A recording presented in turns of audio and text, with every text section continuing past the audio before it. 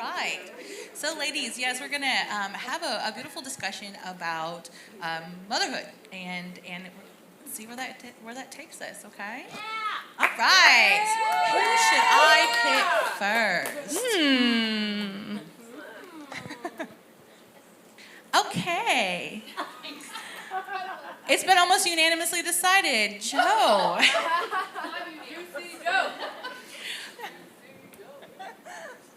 Let's kick it off with you then. What does spiritual motherhood mean to you personally? So there's probably a lot I can say on this, and I've got this mint in my mouth now to keep it dry, so it's just gonna sound weird. It's fine.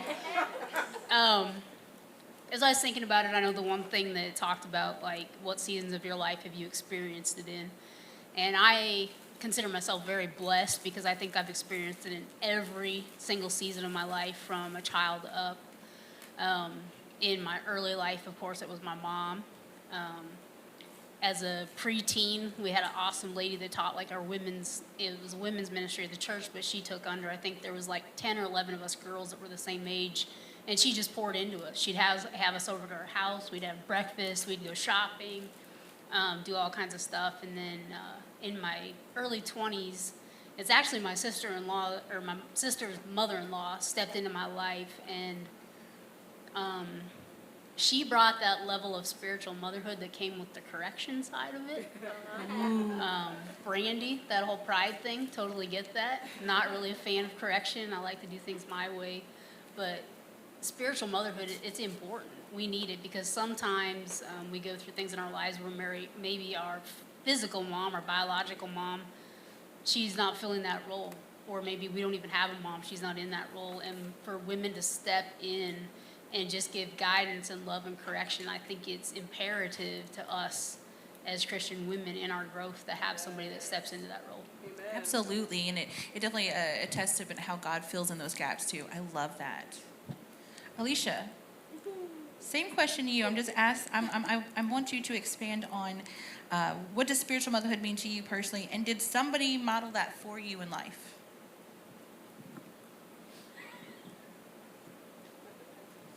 To me, spiritual motherhood means nurturing the faith and modeling that in front of someone, having a bond and a relationship with someone that can impart wisdom and knowledge to you. They're living it out in front of you. I think it starts with a connection with someone that you feel comfortable, that you can go to, and just sharing those things, living that truth, having those teachable moments. That's what it means to me. All right, so this question I'm going to ask Tiffany. So, why do you think so many younger women today long for mentorship but struggle to find it? And how can the church help bridge that gap? So I think really as humans, it's ingrained in us, not as us. But I think that we feel that. We want to be mentored by somebody, even if we're not in the church, we feel that. And so we will look for people, like Brandy was saying, you look for people, even if they're the wrong people. You're going to gravitate toward what you know. And if you don't know the Lord, you're going to gravitate toward the wrong things. But then in the church, we're looking for that. I look for that, and I'm not a new believer. I've believed for a long time, but 7 years isn't a long time. I think of a 7-year-old little kiddo, and that's how long I've been here. And that's really when I started my whole walk with God, because I wasn't walking with him before, even when I thought, oh, I'm praying, I love Jesus. I had no Jesus in my life, and nobody gave me Jesus. But I longed for it. I longed for it a lot.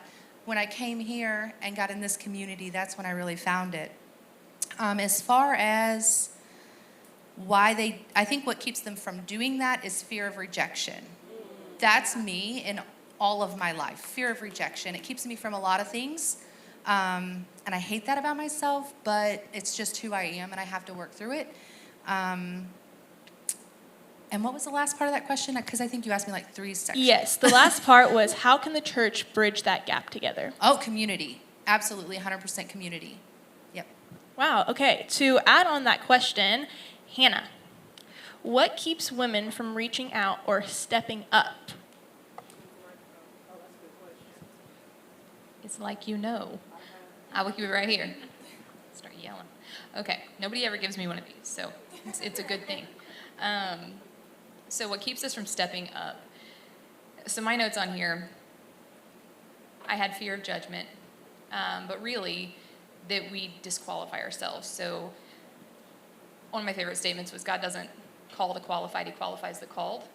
And while the enemy can't override the call that God has on our lives, he will whisper every reason for us to disqualify ourselves. And so I think that's where we kind of step back and we focus more on that voice than we do on his. Was there a second part to it? Hold on just a second. I had to.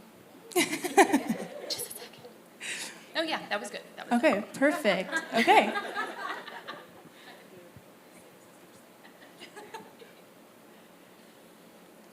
In 2 Timothy, this is going to be for you, Miss Sarah. In 2 Timothy 1:5, Paul speaks of a generational faith passed from Lois to Eunice to Timothy. What are some practical ways that we can intentionally pass our faith to the next generation, inside or outside our very own family? I think just living it out in your life so your kids can see it every day. Pray together, read scripture together, talk about your faith and God, just in all of your normal stuff. Intentionally teaching them about God, who he is, use devotions and Bible readings and stuff like that.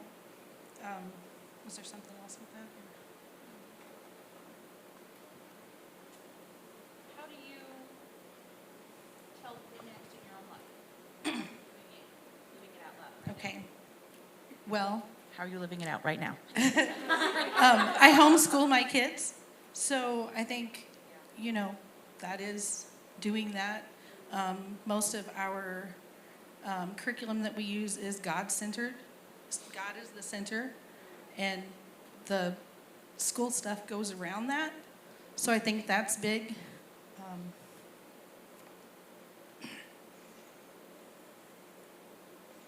Yeah, I think that's I all love got. that. I love that. So- It touches back on Brandy, where you need to have a good foundation and truth to pass it on. So that's beautiful. Beautiful. All right, Miss Tiffy, since you have the mic right there. Hi. Same question. How can we intentionally part down the faith to our next generation? But to add on, what tools or rhythms help you keep the word front and center? Okay, so mine was to live it out loud, just to live it. You have to model it, just like last night Lala was talking about the chickens and how Laverne, is showing these little ones how to live their little lives. Well, that's what we need to do with our kids. We need to show our little chickens how to live their little lives, so we have to live it, right? So they're going to learn by our example. When I was growing up, I heard a lot. Kids are to be heard or seen, not heard. I heard a lot. Do what I say, not what I do. Well, you can't do that. That's not how we do things, So anyway, don't do that. As far as the rhythms to keep the word in front of me, community is a big one, and I will keep going back to that one. That's just what it is. Staying in community with your sisters and your brothers in Christ and learning and just growing each other together. And you can't put a price on that, but you also can't replace it with anything else. Right. So community is a big one. I'm in a season of life right now where I struggle with my time. It's awful, and I don't know where to pull the next minute from. And just recently, one of my friends told me, I said, I'm struggling to stay in the Word because I don't have another minute, and I'm normally passing out before I can even do anything else. And she said, well, why don't you put it on in your car? And I was like, oh, I can do that. The word, it will read it to you. You just hit play, and it'll read it to you. Well, if you've got a car that your phone connects to, you just hit play, and you can listen to it while you're driving. I do a lot of driving. So that's how I'm going to keep it in front of me. I love that. I love that practical, tangible way, because most of us are listening to something in the car anyways, right? Yes. Love that. And then if you have your kiddos in the car, boom, they're listening to the word too. Yes. Love it. Love it. I'm going to also ask the same question to Joe. Whoa. It was. Dynamic effects, you all. Joe, what are some practical ways that we can intentionally pass our faith to the next generation, inside and outside our own family? Kind of like what Tiff said, to me, it's all about living the example and making yourself available. When Lala said last night, ministry is not convenient. I'll tell you what. One way that I'm living it right now, so I have a 11-year-old niece who for the last month, I don't know, almost every single Saturday night has been, hey, are you going to church tomorrow? Can I come spend the night with you? It's not always convenient to be a taxi service, right? Or to buy McDonald's 3 times a weekend. It's fine. But is it worth it? Yeah. Right? And I just think about all those times, Tiffany, when we're in the car and we've got a whole carload full of kids. I think I had 4 girls under the age of 13 at my house a couple weekends ago. What are we listening to in the car? Do we got Jesus music jamming, or are we listening to the latest, country song by Zach Bryan, who's so depressing? Right? I'm just saying. But what's the example that we're setting? Like, what does our life look like? What do our conversations look like in front of it? So for me, that's what it looks like. Awesome. Yes. All right, Alicia.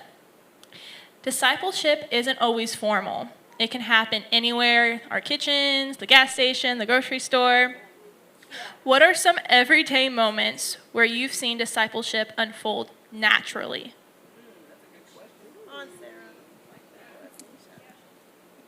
So for me, it's just, I think discipleship is just living that out in front of your children or whoever. On my job, there's a very diverse amount of people that come in, and it's just letting your light shine in front of them. Brandy spoke earlier, just having that word in you to give to someone whenever they need it, no matter how they may react to it. One thing that I try to teach my girls is that when something happens, we bring Jesus into it. We thank him, we pray together, and yesterday whenever I picked the girls up from school, I was going to the bank, so I said, girls, keep it down until I'm done with my transaction, and then I'll let the window down and you guys can talk. But they start talking to themselves, and Emily was saying that she had a boo-boo at school, and Ava immediately said, did your friends pray for you? Did they pray over it? And I just felt like that was the fruit of them seeing us do that at home. For the good things, we thank God for. When hard times come, we go to God in prayer. And so it was really neat to see that unfold yesterday. And did your friends pray for you when you got your boo-boo? Because if you get a boo-boo in front of Ava, she's coming to lay hands on you. Okay, so if you'll just pass the mic to Sarah. Sarah, can you share, just kind of adding on to that question, a simple moment that turned into a meaningful one whenever you were trying to disciple someone? Not really when I was trying to disciple someone, but just in an activity of, I work as a CNA for home health, and I have a client that I go to, and she's an older lady, she's disabled, she's bedbound, she's homebound, she is a Christian, and she shares her faith all the time. And so I spend about 5 hours with her every Saturday. And we've had so many sweet conversations about faith and the Bible. She knows I'm a Christian. And so every time I go in, she's constantly, hey, did you know this?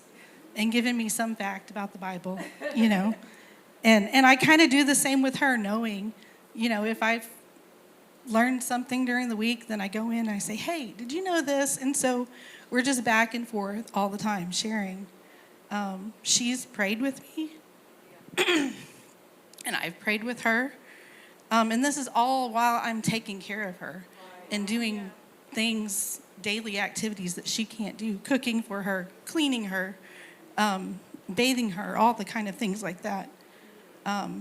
So I think she has taken on that role as a mentor to me, and it's really sweet to watch that unfold. Wow, that's amazing. I'm going to ask the same question to Hannah. Can you share a simple moment where turned into a meaningful one? Yeah, I can. So for me, I know that I'm also juggling the issue of time and trying to fit everything everywhere. So to do things planned, strategic is not as simple for me anyway. Then you add the time constraints on things, it's a little harder. So for me, one of the things that I started doing with my business, I have, because it's a big company, but I'm an owner myself. The company can't tell me that I can't exercise my faith in my space. So it's kind of freed me up to be able to say what God puts on my heart in the moment, which is still the second step would be that I have to be willing to do that and be brave enough to do that. But one of the simplest ways for me at first was if somebody says, hey, if you, because they see the signs, they see the cross, they see in my office, it makes it to where they know that that's where I stand. So when they have something going on, they'll ask me to pray for them. Now, normally, they say, hey, if you wouldn't mind, just pray for that, okay? Except me, knowing I'll forget it, I go, okay, and we'll pray right there. And they look at me like, oh, okay, but they'd already asked, so we're doing it.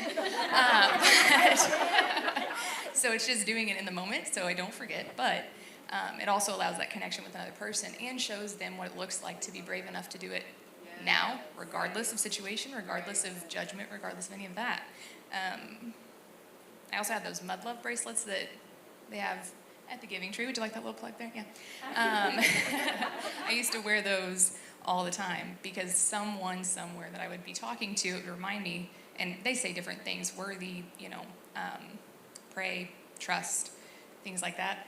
I don't even remember which one I had on when I was talking to this big burly man who drives a tow truck. But it was right in the moment. It felt so weird because he was out of the normal. Like, it's easy to give one of those because they're cute and they're fun to a woman. Right. This is a big burly man who drives a tow truck. And for whatever reason, it hit me. And I said, listen, I know this is going to be weird. It may sound a little off, but I'm going to give this to you because I feel like it's right. And he just kind of looked at it and looked at me and like welled up with tears.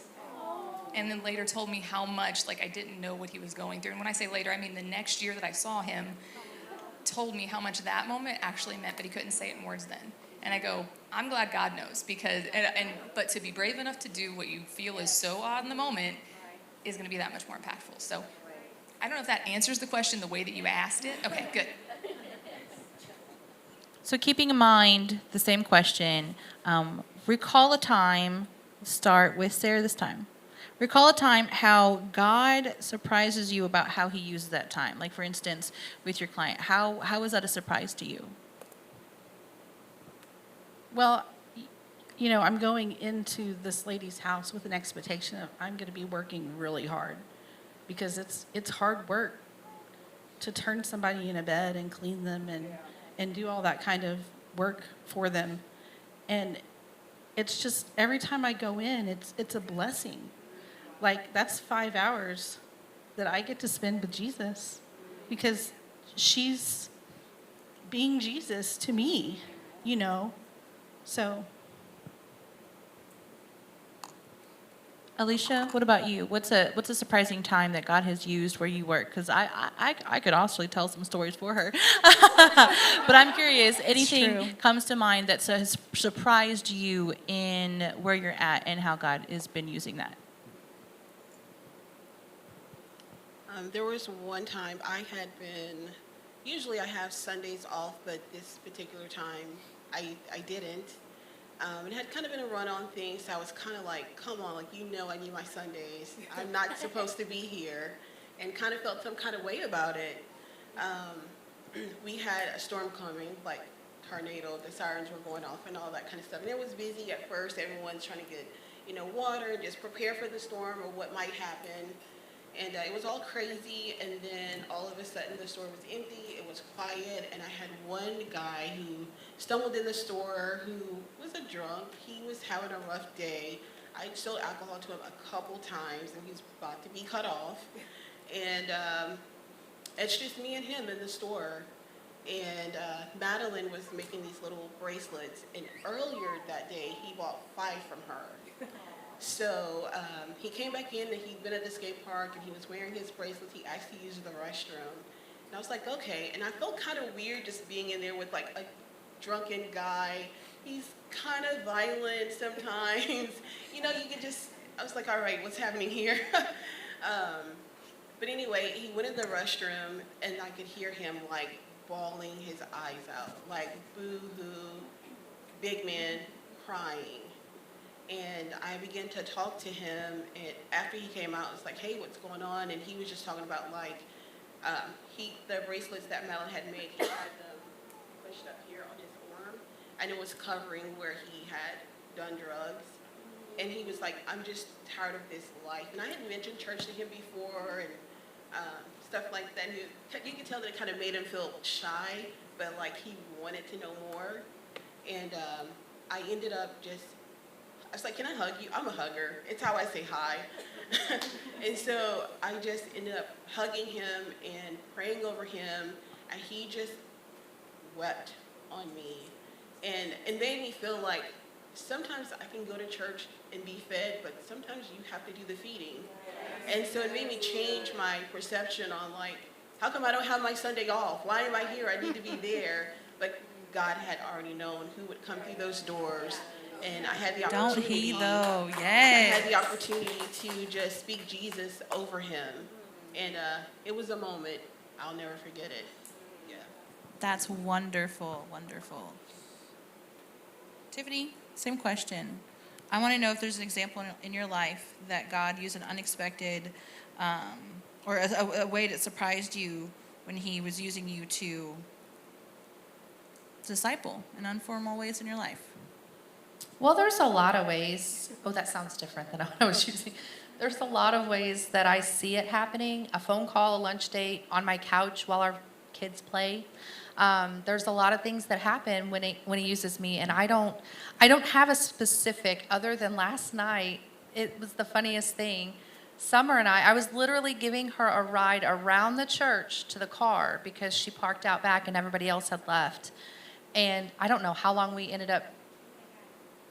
2.5 hours we talked. So she and I got home really late last night, and then we were back really early this morning. But in that moment, what I thought was just a ride and just a friend and saying, oh, good night, have a great night, I'll see you in the morning, it turned into so much more. And we talked about these things that she has on her heart, that I have on my heart, and then they were aligning and the similarities and all the different things. And I was just so blessed by it. I feel like we discipled each other in that. I don't think it was just one or the other. It was totally co-part there. But that's my example. And just in the unexpected moments when you least expect it for that to come in. And that was the freshest on my mind. Wow.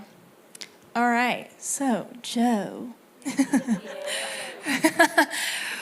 What would you say to the woman who feels like she has nothing to offer or feels too young, too broken, or too busy to be a spiritual mother? I'm so glad you asked me that question. I've got like a whole notes on this, and I don't even know how much I'll talk about. It was interesting to me is like as soon as I saw like what the topic was for this whole conference, because I'm not a mom, I don't have kids, right? And I think the biggest thing that we as women, we listen to the lie that we don't have anything to say, and that what we have to say doesn't matter. Nobody wants to hear it. I haven't been through what they've been through, so obviously there's nothing I can offer, right? And I was thinking about this, and Psalms 139 is probably one of my favorite chapters because it talks all about the fact, God, you know my thoughts, you know who I am, you know what I do, you made me, I'm your workmanship, I'm your masterpiece. And then I believe it's in verse 18, it talks about all the stuff that God knows about us, and then he says, and in the morning when I wake up, you're still there. Yes. So to the woman that says, I don't have anything to say, you do. God made you who you are uniquely for a purpose. There's stuff that I walk through that Rose doesn't walk through. There's stuff that she walks through that Alicia doesn't walk through. But guess what? Somebody that's watching us is walking through what we personally are walking through or have walked through. So you do have something to offer, and there is someone that you can pour into. And I didn't get to answer that last question, but I'm going to answer it anyways. Talking about something that surprises you. 2019, I lost my best friend to breast cancer. stepped into a role as a supervisor that I had no business doing just because somebody said, hey, you'd be good at leading people. I'm like, you're okay. A young lady that worked directly for me, she was my lead, was going through alcoholism. She was going through domestic abuse, just going through extremely hard time in life. I poured into her and poured into her and poured into her, and it felt like it went nowhere. Like we would have these good conversations, and the next day she'd call in because she got beat up the night before. And I was just like, okay, God, I know I'm here. I know that I'm pouring into this girl. I'm broken myself. I'm not even going to church right now. I'm not ministering, right? Well, what's happening? And then let's fast forward about 2 years down the road. I walked into a church in St. Clair, Missouri. That girl had been going to that church for the last 2 years, leading a Bible study, helping with praise and worship. I walk in. She throws her arms around my neck, crying, and says, I should have listened to you. Thank you. Wow. So talk about being surprised when you walk in there. Like, we can disciple people and pour into people, and sometimes it's like, this is not going anywhere. They're not listening to a word we have to say. What I have it's not what they need. Be faithful. Yeah. Because you don't know 2 years down the road when you walk in somewhere and that person is serving God, doing what they're supposed to be doing. So to those of you who are like, I don't have anything to offer, you do, because God made you who you are. Be willing, be available. Mentorship can be scary because it brings accountability into our lives. Not only for the person that's about to be mentored, because you're going to have to be able to take correction and tough love. But guess what? That mentee is going to hold you accountable too, because they're going to be looking for you, and you've got to stay on your game even on those days where we're not on our game. Like Lala talked about last night, like we're human too, right? So what I do now for work is I teach. And we always say that's one of our big topics on being a leader is you have to be human. Because if we can own up to our mistakes, it's always it's an opportunity for us to learn from. But guess what? You turn around, there's somebody following you that you can now teach, where you can say, this is where I messed up. This was the effect of it. This is how you avoid it. Right. So be human. That was really good. Hannah, to add on to that question. You want me to follow that? I know, that's kind of hard to follow. Thanks, Mo.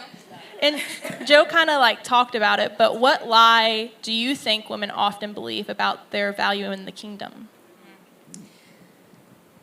Well, I said before that we disqualify ourselves, but we also have. I wasn't raised. I don't know that there is another church like this, but I definitely wasn't raised in anything close. So for me, the same applied for women as it did for the kids of the seen and not heard thing. It was all of the reasons in the scriptures to back it up if you read it in the right tone with the right space and it wasn't actually read for what it was. So, but it was really hard for me, and I don't know if it's something, maybe it's the pride or the hard-headedness, I'm not sure. Or maybe it was that deep down I knew what God put on me, and I knew that God called me to be something different than everybody was telling me I needed to be. So I'm going to go with that one. That one sounds better. That's the one. So I think that little voice inside me always kind of conflicted because I knew that wasn't right, but then I'm sitting here going, okay, well, if I'm doing this, then I'm outside of what my church family is telling me I'm supposed to do or be. So it always kind of felt out of alignment. So even walking into these doors, I had kind of that kept in there, like questioning if I should take that space to talk or if I should say those things that are coming to me, because do I really have the right to do that? And then Rose did her Azer Connecto talk and shattered my world in all kinds of wonderful ways. So no longer do I follow that one, but I do think that kind of crimp what we have as far as like what our purpose and our drive is. Yeah. Tiffany, same question to you. What do you think women often, or what lie do you think women often believe about their value in the kingdom? Well, I'm sure there's others that think like me, and mine is always that I'm not good enough. I'm not enough. I don't know enough. I'm not far enough. Enough. But he says we are enough. Capital ENOUGH. We are enough. So, wow, I couldn't spell that.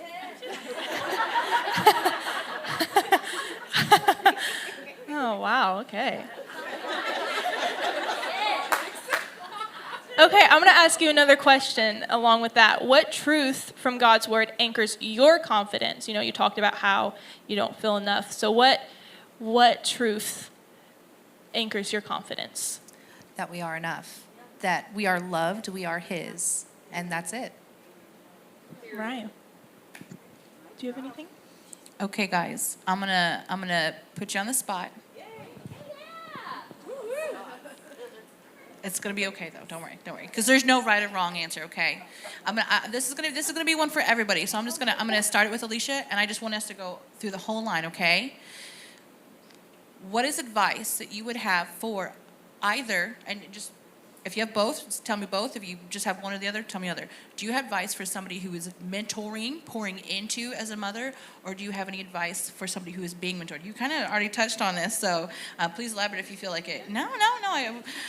I'm curious. What do you have to say as advice to somebody who is in the position of pouring out as a spiritual mother or being poured into as like a spiritual daughter? Alicia, go.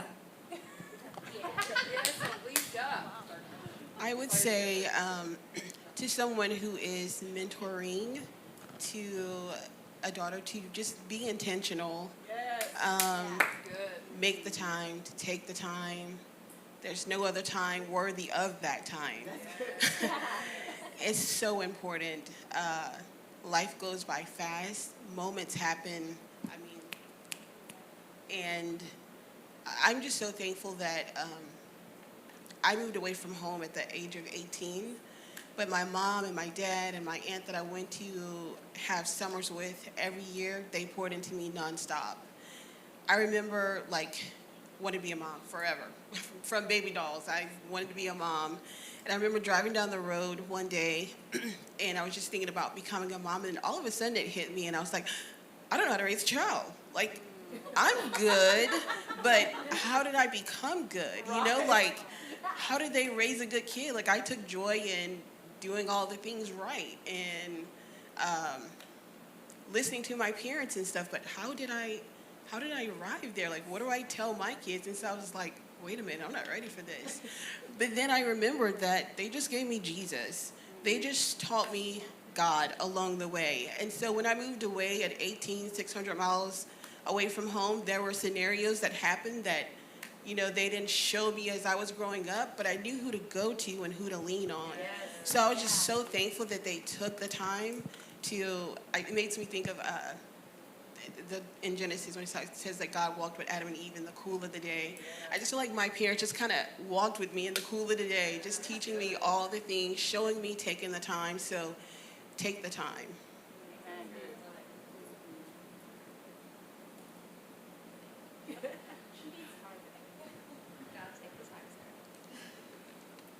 What was the question again?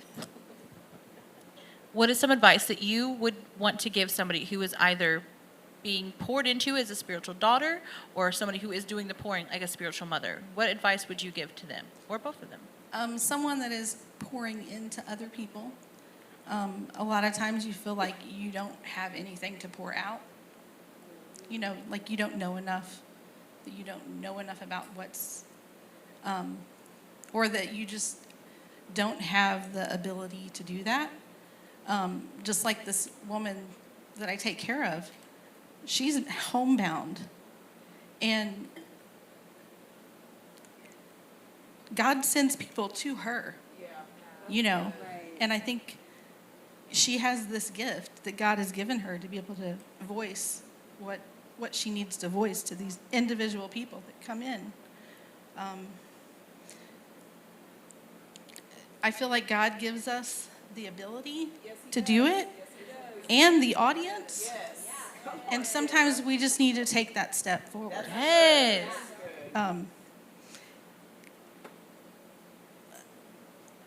Yeah. I love that. Yes. And it comes in unexpected ways. So just be ready. If you're ready at all times, God can just use you. Oh. There's a verse on here I wanted to share. Yes. That's why I brought my Bible up here. In Romans 12, verse 6, it says, in his grace, God has given us different gifts for doing certain things well. So if God has given you the ability to prophecy, speak out with as much faith as God has given you. If your gift is serving others, serve them well. If you are a teacher, teach well. If your gift is to encourage others, be encouraging. If it is giving, give generously. If God has given you leadership ability, take the responsibility seriously. And if you have a gift for showing kindness to others, do it gladly. Thank you so much for sharing that verse. Yes. Every woman in this room has at least one of those attributes that you could be pouring out from, and that was beautiful. We needed that. Thank you. Okay, Tiff. Okay. So I have like all kinds of things running through this big ball of weird up here. And it changes like with seconds. So what I was going to say when Alicia talked, I don't remember anymore. So I'm going to move on to the next thing. Welcome to my life. It's crazy. So for someone who is mentoring, because I've never felt like a mentor until recently and talking with friends and things. And so someone who is mentoring, and advice I would give is just to be intentional, first and foremost. Talk to God, lean on God, because like Sarah said, we don't always feel like we're enough, and that's me all the time. And so I have to lean on him in order to do that. And so that's my advice. And then for a mentee, be open. Be open. Have an open heart, an open mind, ears, listen to hear and to understand and not to just respond. That is great. Yes. Joe? All right. Okay, for the mentee, something that we haven't really brought up, which Brandy touched on, is as a mentee, you should still be having your personal time with Jesus. Right. Okay? It's not your mentee that's going to bring you salvation. They don't have all the answers. You can't have the wrong people pouring into you. And we don't talk about that. So it's important that you, as the mentee, are in your word so that you're judging what's being poured into you by the word. So that would be my advice for that. For the mentor, it doesn't have to always be this big, like, firework thing, right? You don't have to have all the words. You don't have to have everything perfect and this, like, 5 bullet points and a closing, right? Sometimes it's a cup of coffee. Sometimes it's a trip to the mall. Maybe it's just going for a car ride. It doesn't have to be the big thing. So take advantage of any opportunity that comes your way. Okay. Did you want a chance to ask me the same question? Yes, same question. Advice? I don't want to cut you out of this game. No, it's okay. No. Any advice that you would have to somebody who is pouring out as a spiritual mother or being poured into as a spiritual daughter? I'm so glad you asked. Yes. I will say that looking back, like, I love actually being up here, and it scared me to death whenever you asked me to do this, by the way. That's why I wore the tough jacket, just so I didn't look scared. You didn't know. But So cool. if it scares me, I know it's probably good for me, so when the right person's asking. But it was awesome because I got to look back and think about my life as a whole and who was it that was guiding me? Who did I have that were spiritual mothers? And the cool thing is that they showed up everywhere, like everywhere. And I got to thinking about, and I'll pull a scripture too, so Deuteronomy 31:6, be strong, courageous, do not fear, or be in dread of them, for it is the Lord your God who goes with you. He will not leave you nor forsake you. And the forsake you is the part that stuck out to me because I'm never going to just leave my kids in the car and then go somewhere else completely. There's always going to be, I'm always going to put people in place to make sure that they're taken care of, always. So I'm always going to have something that I've thought of for my kids. Even if they're not directly in contact with me, I'm putting someone in there to make sure that they're getting the right guidance or the right care. And I'm seeing this in every person that is coming up at different times of my life and all of these thoughts that I'm having, which, by the way, doesn't stop. Currently, I still have spiritual mothers. I mean, that's that, and thank God that I always, well, Miss Karen totally nails that one for me right now in my life. But whenever it comes to that, I go, if I think about being a spiritual mother to someone else, it's really easy for me to think that I don't have what it is. I'm not enough. There's plenty of spaces I fall short. But it's not my judgment call to make on if I'm the right person in the right spot. The only thing that I need to do is trust. So the notes that I put down for that one is that if I can say anything to anybody that's the mentor, You don't know the gaps that other people are walking around with in their past. You don't know what spaces they didn't have a person to fill. So don't disqualify yourself and trust what God gives you. You may be speaking to the deepest hidden space of their heart that no one is aware of. He's the one speaking to them. Just let him move.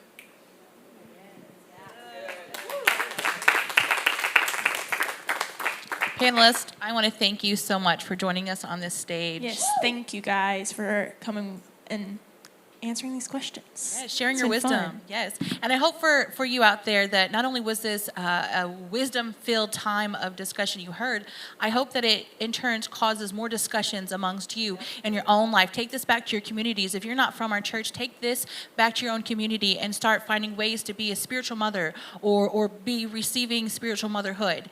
So that's our ultimate hope, is that this just helps facilitate even more conversations for us all to grow as spiritual mothers and daughters.